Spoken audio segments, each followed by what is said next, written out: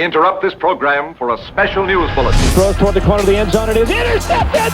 Intercepted! The Ducks have the ball! To the end zone! Touchdown, Oregon!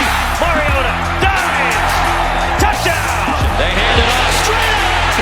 C.J. Vernon wins the game for Oregon! Inside the 10! A hat-trick, a touchdown from Justin Herbert! Howard's going to run for it. Time runs out, and that'll do it! Welcome to the Big Ten, Oregon! They storm the field at Austin! All right, Duck fans, welcome into another episode of the Ducks Rising Alumni Corner. I'm Zachary Neel, my co-host over there, Travis Rooke-Ley. Today, we are joined by our special guest, the most productive running back in Oregon history, Royce Freeman. Royce, what's up, man? How we doing? Y'all? Appreciate you guys having me today. Absolutely. Appreciate you, Royce.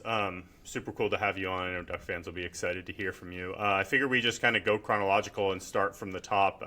Obviously, growing up and playing down in San Diego and then coming to Oregon early on and making a big impact. What was your recruitment like? And just kind of talk through what stood out about Oregon and what ultimately got you to sign there. So it was a pretty straightforward recruitment. I mean, I went to a lot of camps when I was in high school, just being from that small town in Imperial Valley. Kind of had to put myself out there, kind of had to compete versus those guys who went to bigger high schools or, you know, had a little bit more exposure. I remember I got my first offer, and, you know, that was the most exciting thing ever. And I think after that first offer, everything started to start rolling. And then my first Oregon, quote-unquote, offer was from Oregon State. I remember them telling me because they came to visit, and I was like, well, which Oregon? And they said Oregon State. And I was like, oh, I mean, you know, it's a blessing, you know what I mean, young high school guy. But then I got hit up again, and it was actually Coach Cam and, you know, the Oregon Ducks who had like formulated an offer, and that was like, yeah, that's what I'm talking about right there. That's so exciting, such a fulfilling experience, and, you know, lined up a visit, went out there to Eugene. I caught a game, I believe. I want to say they were playing UCLA. Or something similar.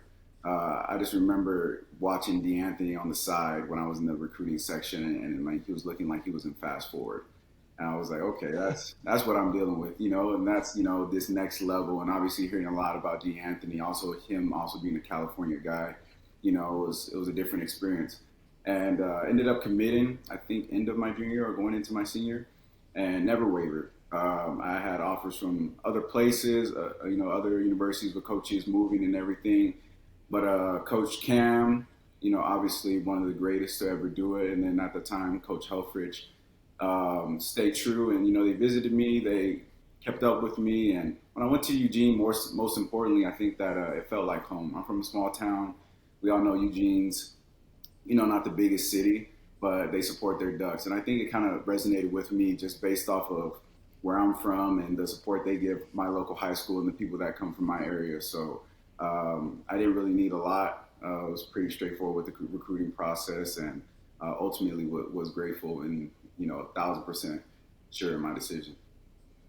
You mentioned seeing DeAnthony and then like just seeing the next level and like what that speed, what that talent was like. You obviously stepped in and had quite a big role as a true freshman. What was that like, just kind of realizing like, hey, I can play at this level. I can do this. Like, how early on do you think you realized that? Pretty early on. I mean, it was kind of like, you know, just trial by fire, honestly, early on, because we had guys like Byron Marshall, who has put up many stats the year before I got there. We had Thomas Tyner, who was, you know, just purely one of the most athletic running backs still I've seen, just size and skill-wise. You know, Yale Ford, Kanai Wall, all these other guys that were in the room. So being in there and getting the opportunity and obviously, you know, making the most of it meant a lot. Remember one of the first games, I think it might have been the first game, getting there and scoring a close touchdown and seeing the guys around me. And I was like, I just scored like my first college touchdown. You know what I mean? I was too excited, and like for me, it was a you know, feeling of I could do this, you know, I can make it happen. I don't really know what I'm doing quite yet. Just kind of getting the ball and running, you know, kind of translating from high school, trying to make my own way. But I think early on, as the reps increased and, you know, I got a little bit more of my feet under me, and we started playing different caliber teams and, you know, the Michigan States and everything after that, that's when I started to you know, have that self-confidence.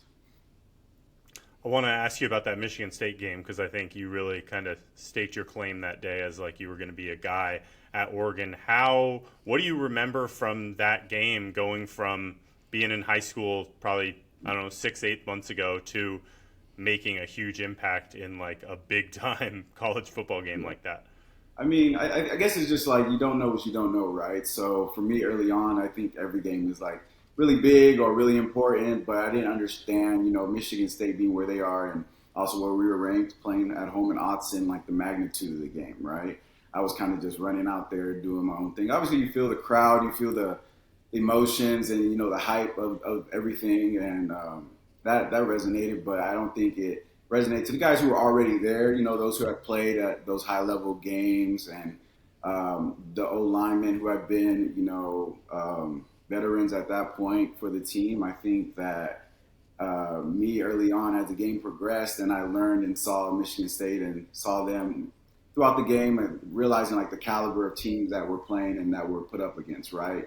Sometimes early on you play those teams that are not quite on that level as Michigan State or those other teams, but as the game progressed and, the stadium was rocking, as you can imagine, I started to figure it out. And just even, as I scored and as I, performed that day was like another moment that also resonated with me that, okay, I'm going to do this, That 2014 season was so special that I feel like most people kind of forget about the 2015 season because that team was really good. I mean, if Vernon hadn't been hurt, you guys probably make the playoff.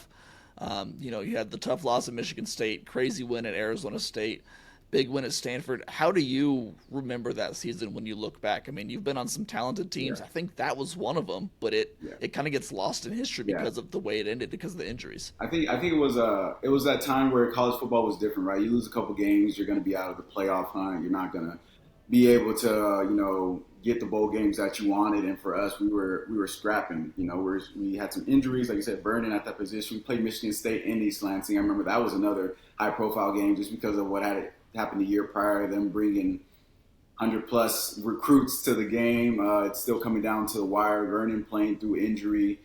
And us just ultimately losing a lot of close games. I think we lost like a double overtime game that year, maybe versus Wazoo or something like that. And I mean, we still had a good team, man. I was disappointed because, everything was magnified, whereas nowadays it'd be kind of a little different. But I think that it does get lost. We had so many great players and so many guys that were still there from the previous year. So I think those 2 years early on really set the bar of the talent that we had and the type of guys that Oregon consistently brought in for us. I think because of ultimately the way that year ended up, I think Vernon Adams goes a little underrated and getting talked about just amongst Oregon circles and different things. What do you give us your thoughts on him, story about him, something like that? I just know I know for Zach and I, we feel like he is just so underappreciated and was just such a fun player to watch. I'm curious, just as a guy that was around him for a year, what he was like and what that year was like with him. And that's probably just it, right? Because it was just a short period of time that they got to experience Vernon, but obviously day in and day out we know around him way more. But what I define him as, I think it was my first encounter with somebody who was just like a gamer, right? You think of guys that are, they have attributes, they have this, they have that. I think Vernon is just straight a gamer. And as you can see, as he still plays today, right? He is out there. He's going to make it happen. He's going to improvise. He's going to find the open person, and he's there. He's also a great teammate. He wants to win. He doesn't really care what it takes to get everybody to that next level and to ultimately end up, being on top at the end of the day. I remember some of one of the craziest memories I have of Vernon is when we played versus, it had to be Arizona State that year, and it went to overtime. It was on Halloween or the day before Halloween, one of those, and he's scrambling, and then he throws one up to Dwayne, Too Tall is what we call him, and Too Tall brings it in. And I'm just Vernon just making it happen. You know what I mean? It's that was our last hope, fourth down, everything. I just that's why I love you, man. Cause you do stuff like that. You know what I'm saying? So that was a fond memory, and that's the type of player Vernon is. And we're he's out there trying to improvise, make plays for us. So, that's who you want at that position. So always think that Vernon goes underrated for sure. He reminds me of like a Cam Ward before Cam Ward. Just like that type of player, just is going to scramble around, make plays. Doesn't have all of the intangibles. Like he doesn't have Justin Herbert's arm or stuff like that, but he's just going to make it happen. Going to 2016 and 2017, obviously struggles of years for the entire program. What was it like for you going from the highs of 2014 and 2015 to those last 2 years for your career? It was tough, man. It was tough. I mean, just seeing the fall off a little bit, I mean, you could kind of sense it, and, just everybody trying to reel it in, right? I think that third year was tough. We had a lot of guys that were established, but we also had a lot of young guys at the same time up front. So it was kind of, just trying to battle through those games, because every game is important, especially still was early on before, this new format of college football. But I even got banged up for a little bit. It was playing through some injuries and stuff like that. And, we had some people in conference that were pretty good. And I think at the end of the day, we just didn't have enough, unfortunately. But I think a lot of guys, being so young, knew what we would be and what we could be. We just had a little bit of turnover as far as like personnel and players on the team, and just needed to reshift focus. Ultimately, a lot of us ended coming back for the senior year because of that. Obviously, like as a guy who committed to Coach Helfrich and believed in him, and I think nobody here could ever doubt Helfrich's love for Oregon and being an in-state guy like that. How difficult was that coaching transition, the way 2016 ended, and then seeing Taggart come and take over for your senior year in 2017? Sorry, could you repeat that again one more time? Just interested in your thoughts, like as a guy who committed to Coach Helfrich, Got it. And obviously like believed in him as a coach, and just seeing that kind of fizzle out in 2016. I'm just curious how challenging that transition was moving into 2017 under a new coach. It was challenging, just being up front, because, I had the option to, forego my senior year. I had the option to enter the NFL draft and, seek out my dream of, playing in the NFL. And then also I had that season in which I didn't perform the best, and also, our team didn't perform the best. We lost games we shouldn't have lost. We had a lot of turnover. We still would have a lot of turnover, but we had guys that were coming back, and we had a new coaching staff coming in, and that was the first time for Oregon that's happened in quite some time. So it was also a new landscape. You hear about it a lot of places, coaching getting fired, all these other things, and it's never us, right? It's never going to be Oregon. We just had one bad year, and it ends up happening. So I had a lot of decisions personally I had to make, especially with the new staff coming in, and what that would look like, and what I ultimately wanted to do. So I think at the end of the day, even though Coach Helfrich and Coach Campbell ended up leaving and not being there, I was confident enough in the new staff. I was coached by Coach Pimpleton. He reached out a lot, and then Coach Taggart, with his background and familiarity with the NFL level, I was able to make a sound decision in coming back. And I think that's what meant the most to me. And then obviously being able to end up graduating, finishing my degree early on that year. So I think all signs kind of just pointed to me coming back, putting personal agendas aside, and ultimately knowing the league would be there, but had business to come back and finish. You talk about the differences in college football as a whole, like, lose 2 games back then, you're done. Lose 2 games now. We saw what Ohio State did last year. I'm curious about the recruiting aspect, though. I mean, recruiting, I think, is far and away different now than it was when you were there, just because, NIL, just for starters. How do you think you would have done in this age? How different do you think that process would have been as far as your recruitment went? I think it's way different, and I don't know exactly the ins and outs of the recruiting day nowadays, but I know back then it was enough for me, because I'm from a small town in Imperial, California. So in order to get there, it's 2 ways. You fly into San Diego and you drive 2 hours down the mountain, and then you end up, where I am. Or you fly into Palm Springs somehow, some way, and then you drive, and that's almost like an hour and a half, hour and some change, still the same way, to come visit. So for Coach Campbell to come visit on multiple reports, and Coach Helfrich come to my household, to my school, it means a lot, because not a lot of coaches were doing that. So I think that's different than the monetary things that, are kind of in place now, especially back then. So that was like above and beyond. staying in touch, asking how I'm doing, and then welcoming when I did show up to campus for a couple of events they had or a game. I think nowadays it's just different, man. I don't know. There's a lot of coaching turnover. There are a lot of high-profile schools. There are a lot of high-profile players before they even get there. So it's a different landscape. I live in Dallas now, and football out here is one of the biggest things. And seeing what's thrown at these kids now, and some of these kids have some of the best talent. I don't know what would have happened. I don't know what it would have ended up like. I mean, for me, I'm from California. I had a lot of California schools try to engage with me, but ultimately, like, Oregon is where I felt that I was supposed to be. Just curious to kind of put a bow on your college career in general before we kind of move to today a little bit more. Obviously you go down as one of the best players in Oregon history. What highlights from your career stand out, or what moments do you think about today that are really important to you from your time at Oregon?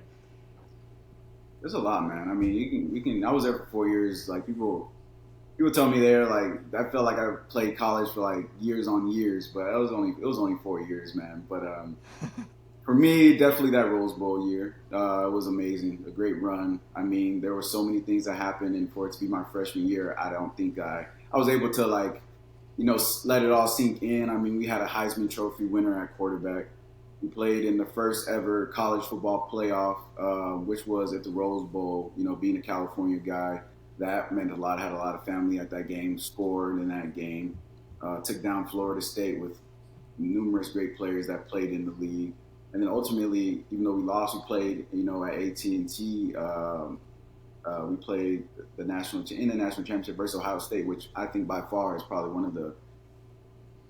got to be top 5 in best teams in college football ever assembled. I mean, they were loaded, man. They were loaded, and to go out there and to compete the way we did, I think that said a lot. And for me, early on my freshman year, I was like, that's the bar, right? That's where it is. Obviously the career takes it where it is, but I think that is something I remember the most is those first couple of years.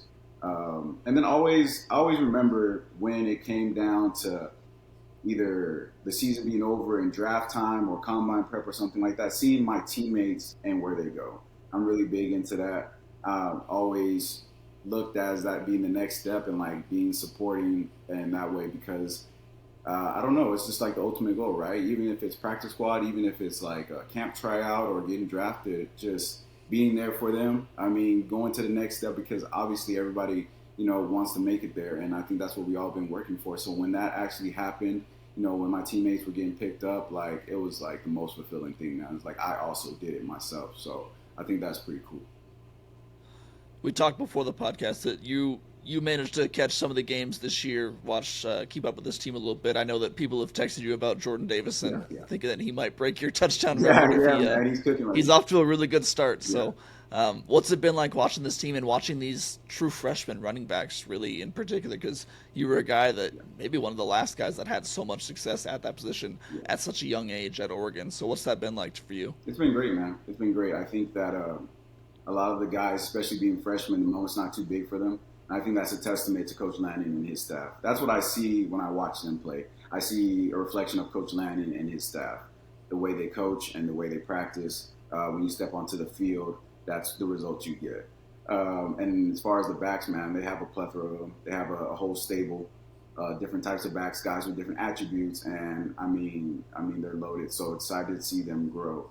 You have Noah. He's out there. He's established, and then Jordan, who's out there making it happen. I think I remember that kind of flashback into my rookie year, just playing ball and having fun, not really worried about, records or yards or anything like that, especially with other backs being in the group, making the most of your opportunities. And he's definitely doing that. I mean, like I said, excited to see, as the season progresses, where this team goes. But I think they're battle tested, and I think that it'll be important moving forward as the season goes along.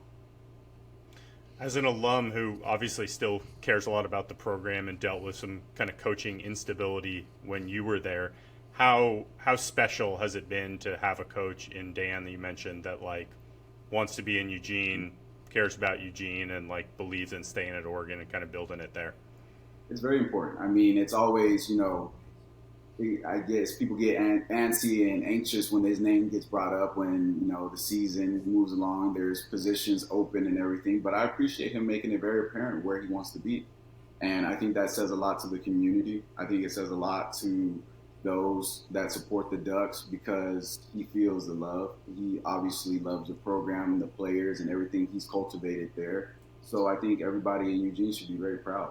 I mean, I think that the players love Dan and what he brings to the table because what I see now, and the game has kind of changed at the college level, is that preparation for, the NFL. I think a lot of these guys are, I think they're not saying more ready, but I think they're progressing in that direction. And Dan's staff is helping them get there because of what they've seen, what the exposure that he brings at playing football at a high level. And I think that's very important. I mean, he brings that to the table, especially in the new conference that we're in and being able to do what they did in year one. I think that they learned that preparation is definitely that key point. I'm curious how you think about last year. I mean, year one of the Big Ten, you go out, win the conference, you go, number one seed in the college football playoff, an incredible year by all means. And then the way it ended left a sour taste in a lot of players and fans' mouth. I'm curious, as a former player, how you remember that type of thing, how you would if you were on the team, and how you do, as an alumni and a fan. What does that season as a whole really mean to you in the grand scheme of things? It means it's twofold, right? I mean, obviously the disappointment of how it ended and the way it ended. Great team by all means, that they played, taking nothing from them. I think that going in there year one and accomplishing what they did is great. You never be taken away from you. I mean, and you should be very, very proud of that. And going, towards the next level in conference play and into the playoffs, having that for those who are still on the team in the back of your head of what went wrong and how you can combat that to finish. I think that's kind of, as a veteran player in that locker room, reiterating to those guys, like, not to play scared or not to play, timid, but to go in there and understand what needs to be done because you've been there before. And that exposure and that experience is great. I mean, I was so grateful for that my early years in college because we went to, the Mecca. We went to the national championship in 2015. And it doesn't get any bigger than that. But sometimes when that temperature gets turned up a little bit in the playoffs, a lot of things can start to unfold. So just making sure, you cross your T's and dot your I's and, go out there and let loose. I mean, because there's no other better place than to let your star shine brighter than on that big stage, honestly. So I think this year, as the season progresses and we play those big games and just go out there and let it shine like they have early on in the season and just go from there. I think you mentioned off the top year 8 for you now in the NFL. What's that journey been like for you? Man, it's been, like you said, a journey, right? I mean, just being drafted into Denver in 18 and being there for quite some time and then, bouncing around a little bit, going to Carolina, Houston, ending up in LA for a good amount of time and playing there under Coach McVay. I mean, I've seen it all in the league, right? But I think that ultimately I've come in contact with a lot of great guys that love ball, man. I mean, a lot of great Ducks, whether I recognize it at first or not. And I'm like, oh, man, we both went to Oregon, and then, there's just so many of us out there. I mean, and so many people with the same type of coaching lineage at the same time. People that have come in contact with the same coaches or been coached by the same coaches. It's an elite level, man. And I think that Oregon definitely puts out a lot of great product, going into the NFL. For me, I'm very grateful to have the tenure of the career that I've had so far. I think that I've been able to be a key, intricate part in a lot of offenses. I learned early on in my career how to play special teams on different units because of what is important and what's expected of you at the running back position. There's only one running back most of the time on the field at a time. So just finding different ways to get on the field. And I kind of relate that back to why I even chose Oregon because Coach Lubick and Coach Frost at the time were going to allow me to catch the ball coming out of the backfield. And that was big for me. I mean, I was pinned as a bigger back coming out of my class. I had a lot of great backs come out of my high school class, man. The list goes on and on. But for me, I think a lot of schools wanted me to be a more pro style, bigger back. And honestly, for me, being so young, I mean, I was like, I can already do that. I think that is something that's, just in my DNA, God-given. I want to catch the ball out of the backfield. I want to, be a great pass protector. I want to be better in space. And Coach Lubick and Coach Frost were like, we let you rock. Like, we're going to let you do that. And I believed them. And they showed it. I mean, I was out there with receivers. We were all doing screen drills. We were all doing drills that would help us in space, catching, all these things. And that's how I developed, my hands. That's how I developed being a back that's out there on third down, because those things are important. And that started in college. Started with them showing me that they had the faith in me to go out there and be out there and throw the ball to me. We're going to get out of here soon, but before we do that, we want to get some quick hitter questions, some of our listeners' favorite questions. So I'm curious, what is the favorite uniform that you ever wore during your time at Oregon? I mean, this might be like not even on people's radar, but like the Lewis and Clark ones, the all gray ones. Uh-huh. I'm a big fan. I don't know why. Like, man, I know they're not any traditional color. I just think like for that day, I was like, I like this. Like, this is hitting for me. You know what I mean? I think it was a good uniform combination. Probably not prototypical of what you would think about for Oregon, but it was definitely fun. It was fun to switch it up. It's a divisive topic, but what are your thoughts on the Duck uniforms with the orange socks and the bill? Did you like those? You wore those, right? like the Duck uniform? Yeah, the Duck uniforms. I mean, I think on certain players they look good. I think for me, like probably my bigger build, it probably it hit or miss. You know what I mean? You have to drip it out like a little bit different. But I know a lot of the receivers probably felt like they were super fresh that day, or some DBs, But I mean, it's not good or bad. Not good or bad. Okay. The only ones I could not stand from your era were the Cal style uniforms against Washington in 2016. The blue with the blue and yellow ones. Yeah, man, that's a constant no from a lot of people, and me included. Yeah. They didn't hit the same. They didn't hit the same. I'm not, I'm grateful, but I think they. Oh man, yeah, those. We tried. That's outside the box too. Now, see, I didn't go there. I went the other way with Lewis and Clark, but those were a little bit different. But I'm always a fan, man. I love when they put those uniforms on. I love the fact they're wearing like yellow helmets. I love the fact that they're switching it up a little bit. I always like the good white uniforms when we put those on, nice crisp white. But they definitely do their thing. What was the most hyped locker room post game that you can remember? I mean, just evidently probably being the Rose Bowl just because of what we did, what we accomplished. The ultimate goal of getting to that game, taking down a team like Florida State in the fashion that we did, and knowing that we're going to play in the national championship. I mean, it was up.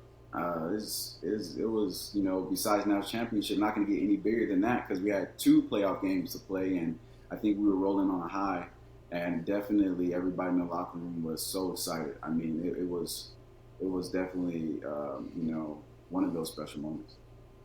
So I gotta ask if you remember, Tyrell Crosby told us that Coach Lubick promised to eat a In-N-Out burger after that game in the locker room, and then threw up everywhere. Do you remember that? Yeah, he did. I mean, Coach Lubick having one of the most strict diets that I've ever seen from an individual, to the point where I thought he was actually faking. Like I need to see you eat this, and he did, man. He was strategic. He would hit his runs and his exercises every day. Like, he didn't miss, and I mean, I give it to him, but we won that game. You got to eat that In-N-Out burger. You know what I'm saying? So he paid the consequences for afterwards, but he's a team guy.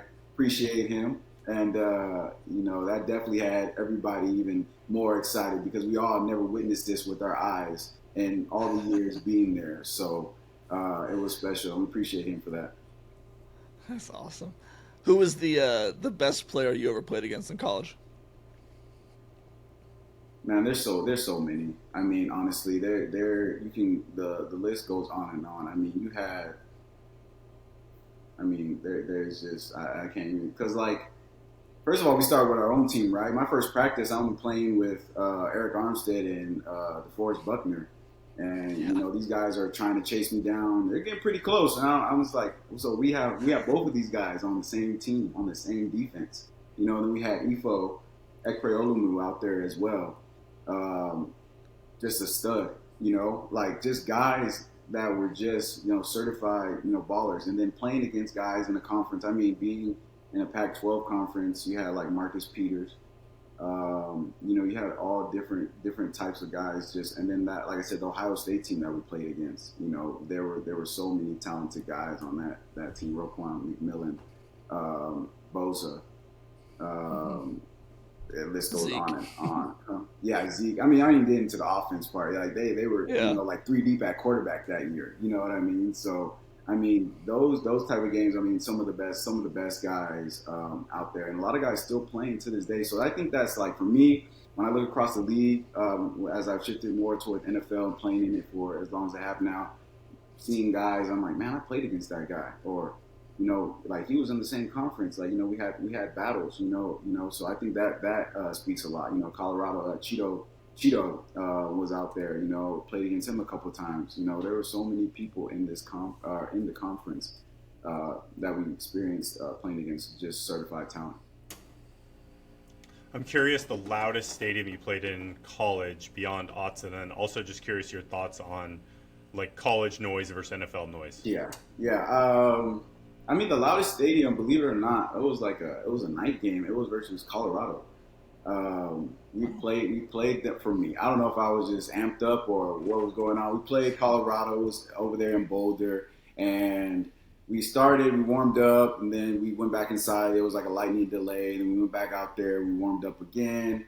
They delayed us once, like right before kickoff. Then we were just not knowing if we were going to, like, actually play. I'm like, we got to play this game. We came all the way out to Boulder. The weather was acting weird. Lighting was super close, and their fans were, like, kind of antsy. I believe that also should have been, it possibly was that Vernon year. I'm not sure. I don't want to misspeak. But when we came back out, it was just, like, it was kind of back and forth at first, between us, and then we started breaking more runs off. I remember I had Taj Griffin in the backfield with me that game. So that's my little bro. So he was out there, and it was exciting to see him get some touches and do his thing. And it was just fun, man. And I think it was more of the hostility. Like, they were, like, kind of, like, in our face. They were a little bit closer, and it was something that we were relishing because we were antsy. We had 2 delays. We were ready to get after it. Another conference game. They had a great back. My brother Philip Lindsay on the other team. So it was competitive, and we love that. And all the rah-rah and talk from the fan, because for some reason everybody likes to hate on Oregon. I don't know if it's just in style or if it's just how it's supposed to be. But we were a good team that year too. So for them to be talking how they were talking, it's just, take it with pride, because, they want to see something. So we go out there, we put on a little show. And I remember it was pretty fun. Is there a coach or a teammate who has really had a lasting impact on your life beyond football? Yeah, I mean, I'd say for the most part, I think that in college, Coach Cam meant a lot to me because of what he did, and the backstab he also have put out, but just the little things he did as far as like the running back room, having running backs that were past, former, and current, like in there and around. You had access to Kenyon Barney, you had access to LaMichael James, all these other guys, Jonathan Stewart. I was able to see more often when I was like in Carolina for a short period of time, and understanding what that brotherhood meant. Being running backs and being in that room. And he preached on that. He harped on that because, you're by yourself. And, as far as that position, making things happen, you're a playmaker, and giving you the tools to make that happen, but also off the field, having that wherewithal to know that this is family. And I've never been in a running back room since that's not pretty close, especially in college. I think that it was very special. As the years progressed, we were always close. We were brothers to the most degree. And we always wanted to see each other win. If somebody went down with an injury or somebody's turn to spin out there, the best believe the running backs were cheering them on the best and the loudest. And that was, from what Coach Cam, instilled in us in that running back room. Last one here. I can still picture the 2014 Michigan State Mariota scramble shovel pass to you on 3rd and 11 in my head, but I'm curious if there's a play from college that still like plays in your head like it's yesterday that stands out to you. Yeah. Touching on that one, I wish I would have just kept my feet a little bit more on that play. I didn't know that play was going to be so special. Like, that's me being back to my freshman year. I'm just, I'm like, he's going to throw me the ball. I'm like, okay, I catch it. I stumble. I look. I'm like, that doesn't look. I didn't do him justice, man. I wish I would have done a little bit more for the Heisman winner, and I would have broke a little bit, and but it's neither here nor there. But that's a great play. It's funny just to me how everybody remembers that play, because I'm just like, I didn't know at that time it was going to be like that play, or one of those. I would say, man, just as far as like my college career that stands out the most.